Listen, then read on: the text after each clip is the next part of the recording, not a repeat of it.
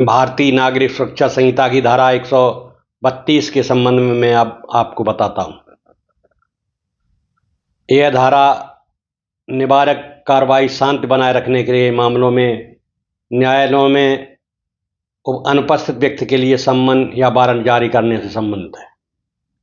Number 2, यदि किसी व्यक्ति से शांति या अच्छे व्यवहार के लिए सुरक्षा की मांग की जाती है और वह न्यायालय में उपस्थित नहीं होता है तो मजिस्ट्रेट उसे उपस्थित होने के लिए सम्मन जारी करता है।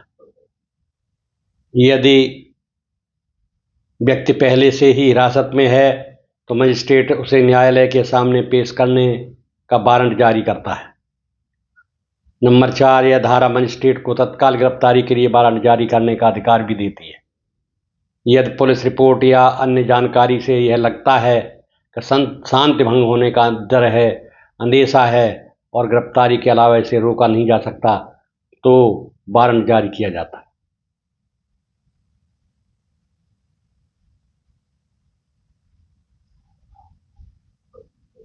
अब इसमें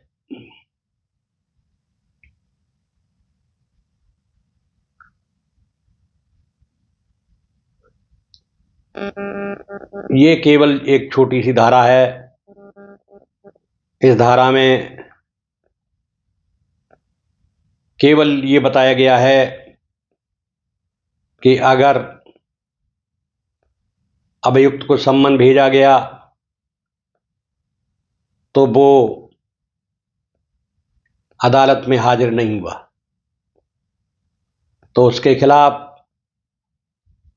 वारंट भेजा जाएगा और पुलिस से ये कहा जाएगा कि इस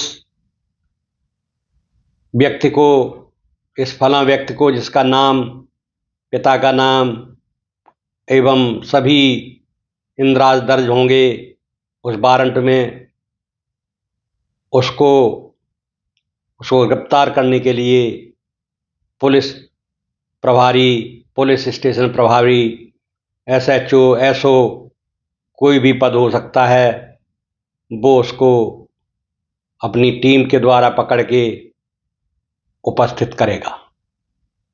तो ये जो 132 धारा है वो केवल ये है कि अगर व्यक्ति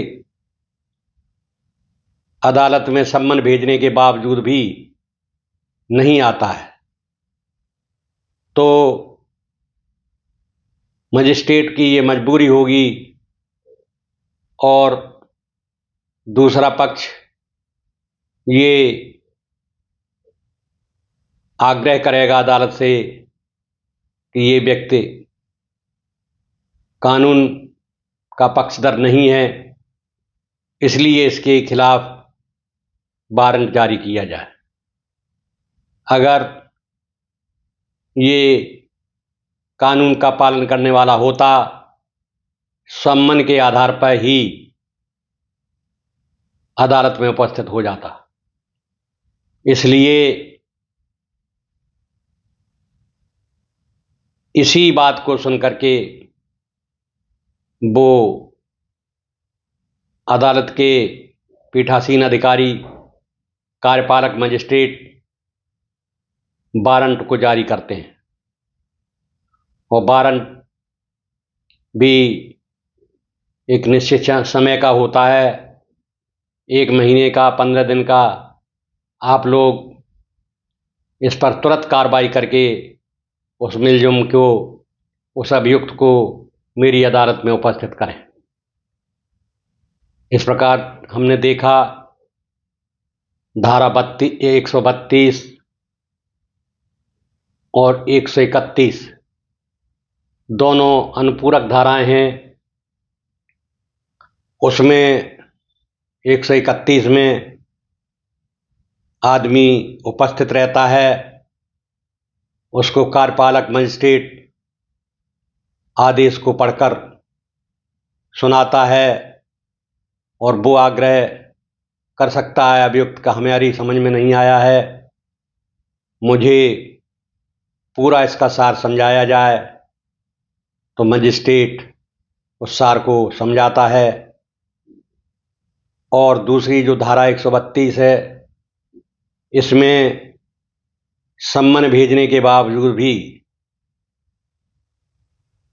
अभियुक्त अदालत में उपस्थित नहीं होता है, अर्थात कानून को मानने वाला अपने को प्रदर्शित नहीं करता है।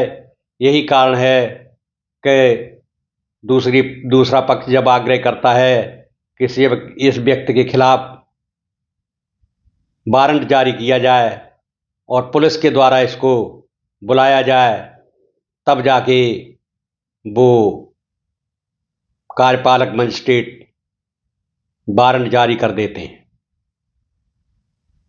अगर किसी भी व्यक्ति को कानून का पालन करना है तो उसको हर हालत में सरकारी सम्मन का, वारंट का पालन करना चाहिए। अदालत में उपस्थित जरूर होना चाहिए। आपने देखा कि एक ही तरह की धाराएं हैं, जिसमें पहली धारा में 131 में अभियुक्त आ गया है अदालत में, तो उसे मजिस्ट्रेट अच्छी तरह से समझा रहा है कि ये आपके ऊपर आरोप लगाए गए हैं, आप जो है इसका उत्तर दे सकते हैं। उनका वकील भी आराम से जिरह करेगा और ड्राफ्ट तैयार करेगा और अपने मुवक्किल को छुड़ाएगा। लेकिन दूसरी तरफ एक अभियुक्त भाग जाता है, तब जो है उसके खिलाफ वारंट जारी किया जाता है।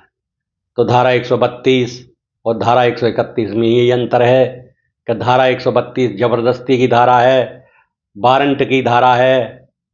वहाँ पे वो स्थिति ख़त्म हो जाती है कि वो मुलजिम आएगा। मुलजिम अगर आता तो पहले ही आ सकता था।